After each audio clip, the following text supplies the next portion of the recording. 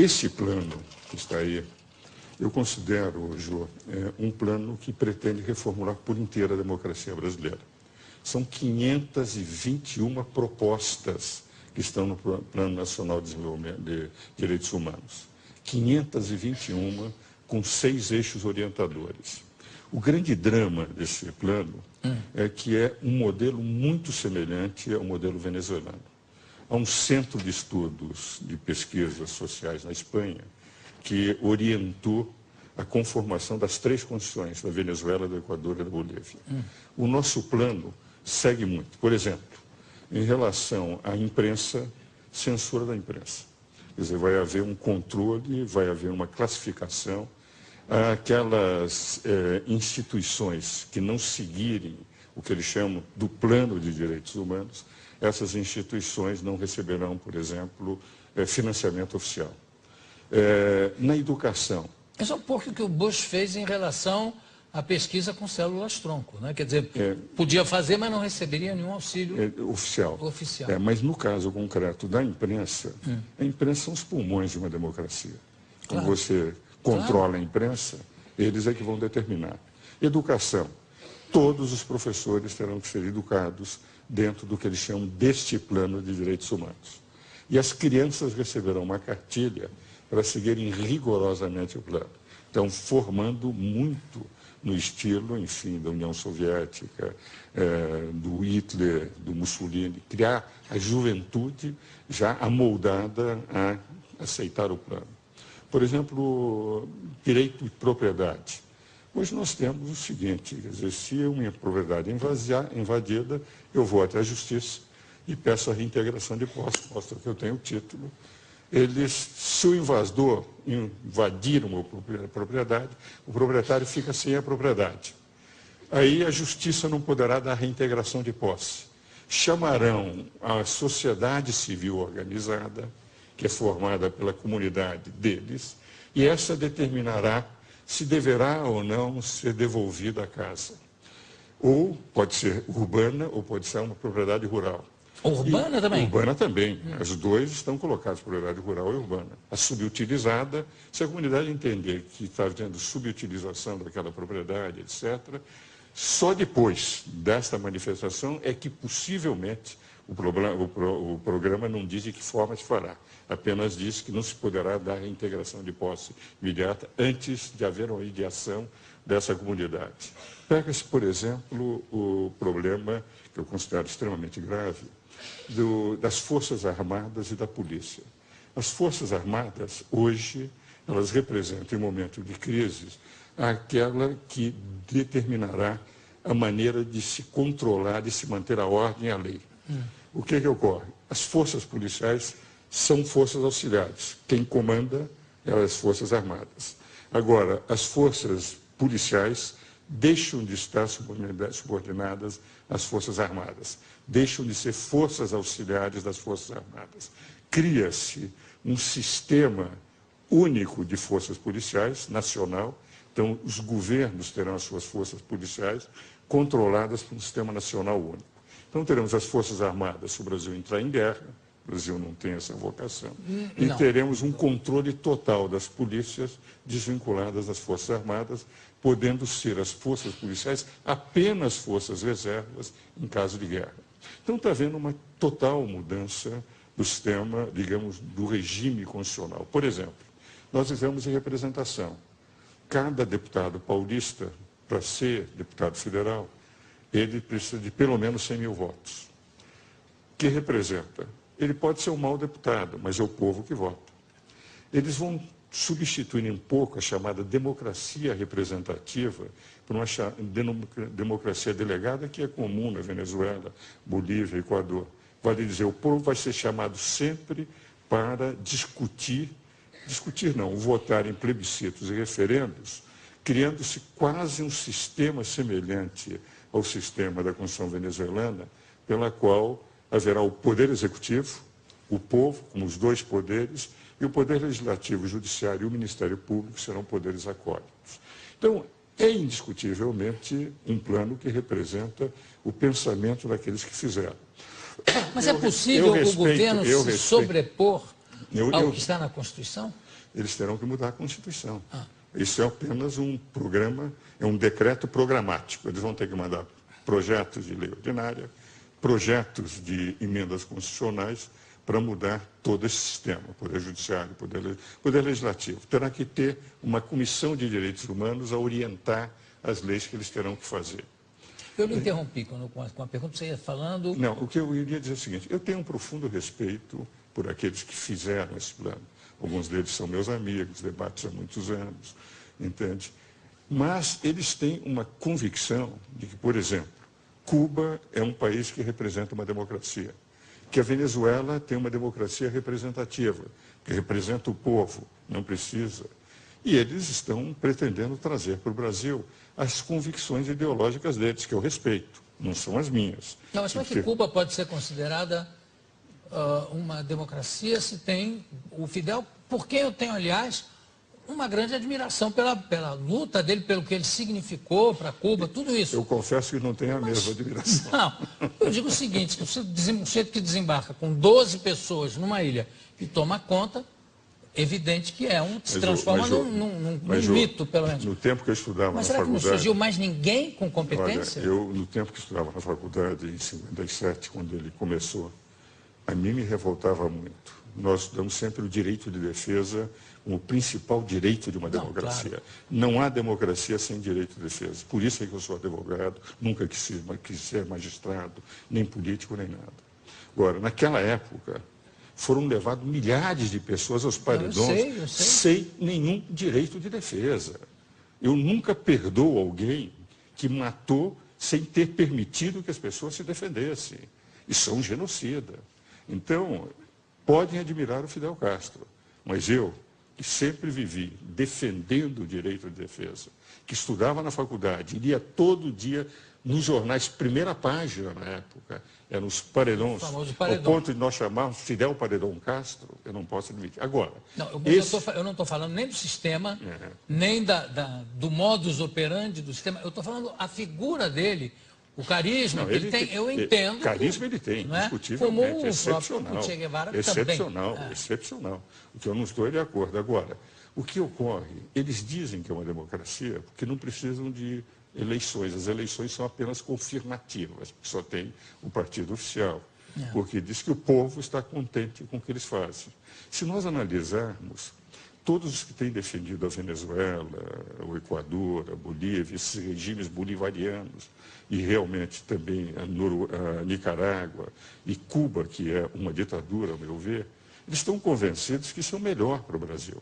Se nós pegarmos o plano diz o seguinte, nesses 20 anos, nós tivemos a onda neoliberal do Brasil. E nós precisamos voltar a um Estado mais forte, as desprivatizações, isso está no introito do plano.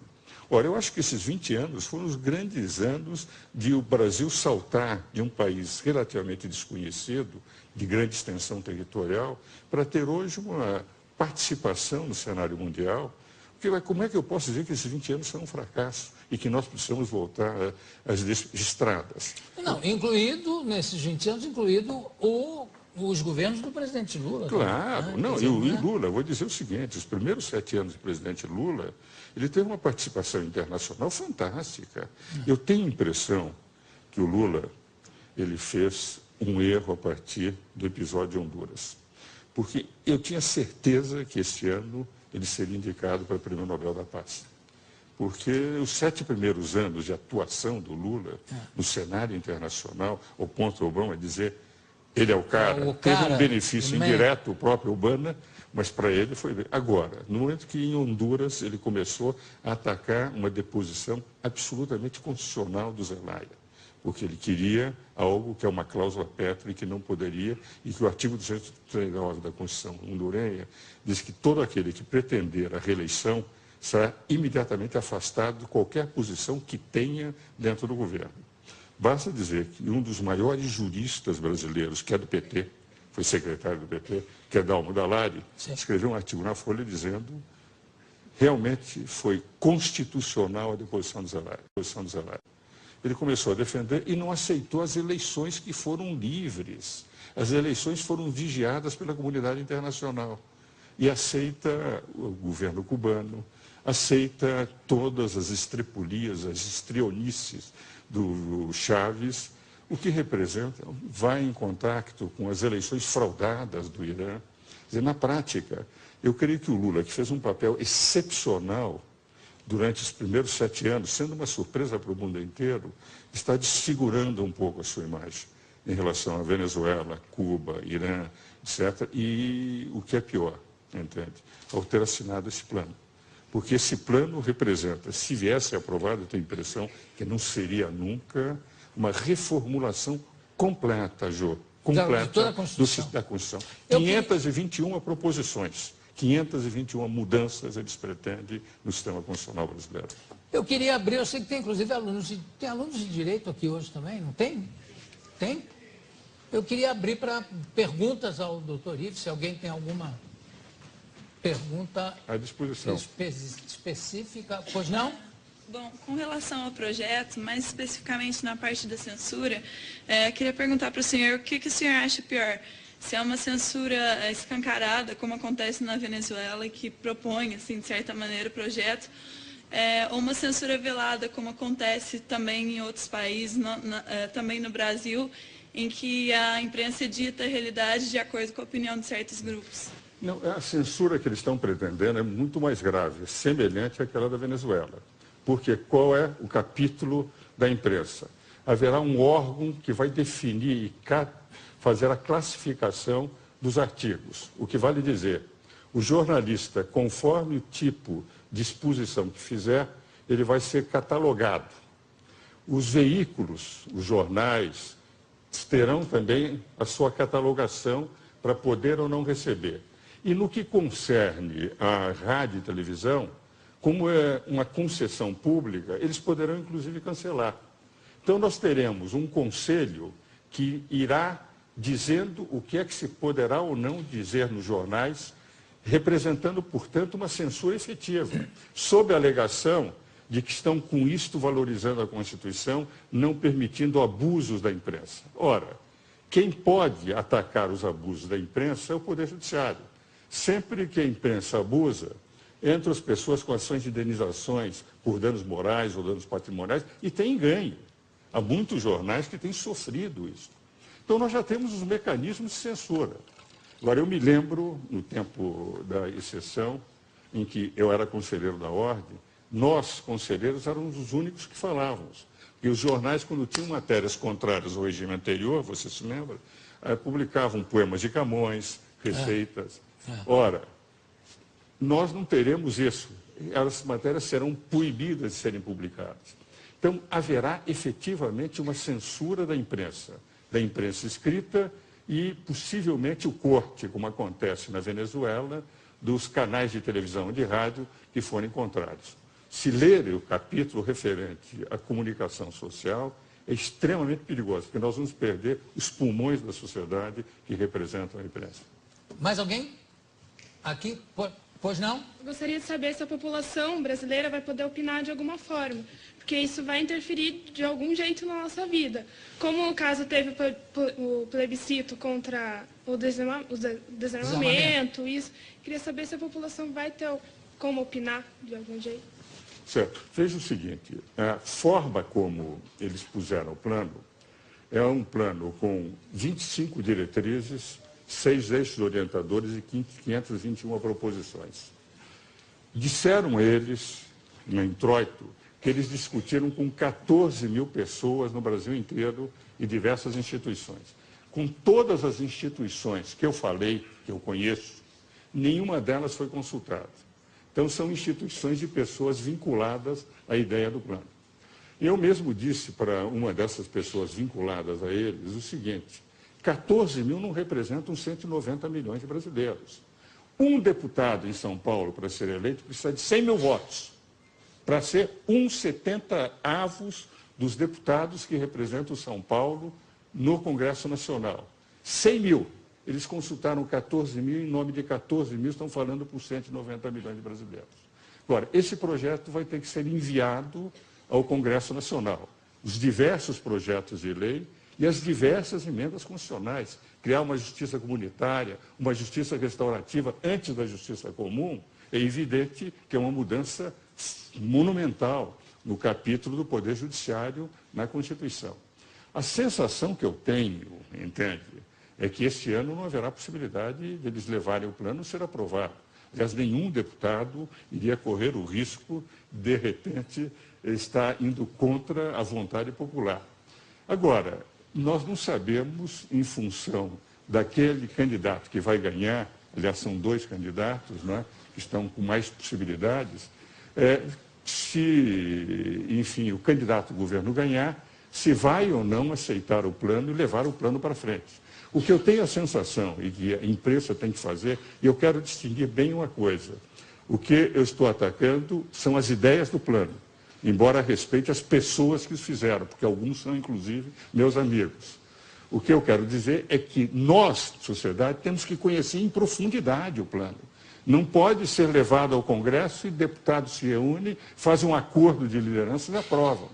Nós todos, o povo brasileiro, e essa é a intenção que eu acho que o meu amigo Jô Soares está fazendo, é levar para o conhecimento a fim de que as pessoas possam discutir, possam debater e se acharem que é melhor que se faça. Eu, pessoalmente, considero que a democracia corre risco se nós sairmos do equilíbrio de poderes que temos hoje.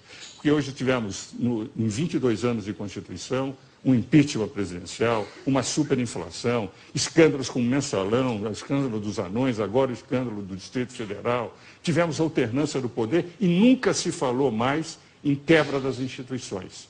Vale dizer, a Constituição funciona bem.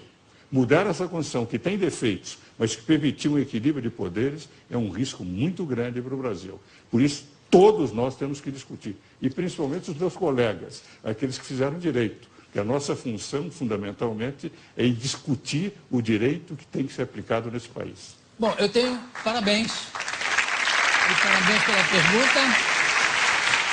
Eu tenho tempo para mais uma pergunta, que foi um rapaz que falou junto com... Quem foi? Eu. Foi você? É. Então, diga lá. Eu queria perguntar se esse projeto, se ele for implantado, se o governo decidir aceitar, ele vai abrir portas para que outros projetos muito mais abusivos, piores para a população, porque você censurar uma coisa, censurar uma pessoa a ter a sua própria opinião é uma coisa ruim. Se esse projeto, se ele for aceitado, vai abrir portas para outros projetos muito mais abusivos. Se o projeto passar, nós vamos ter um regime semelhante ao de Chaves. Nós vamos ter o Poder Executivo com força, o Poder Legislativo e Judiciário, o Ministério Público como acólitos, quer dizer, como secundários, e o Poder Executivo a toda hora chamando o povo para opinar, diga sim ou não, como acontece. E é evidente, quando se tem um único poder, sem o equilíbrio dos outros 2 poderes, tudo que vier depois será mais abusivo. Então, esse risco que o colega apresenta realmente existe. Tudo bem. Bom, eu quero agradecer a presença aqui do doutor Ives Gandra da Silva Martins. Maravilha, você sempre claríssimo e sempre nos ajudando a esclarecer alguns pontos que ficam muito obscuros, né? E você dá clareza a todos esses pontos. Muito obrigado. Obrigado à participação da plateia também. Daqui a pouco a gente volta. Obrigado, Ives.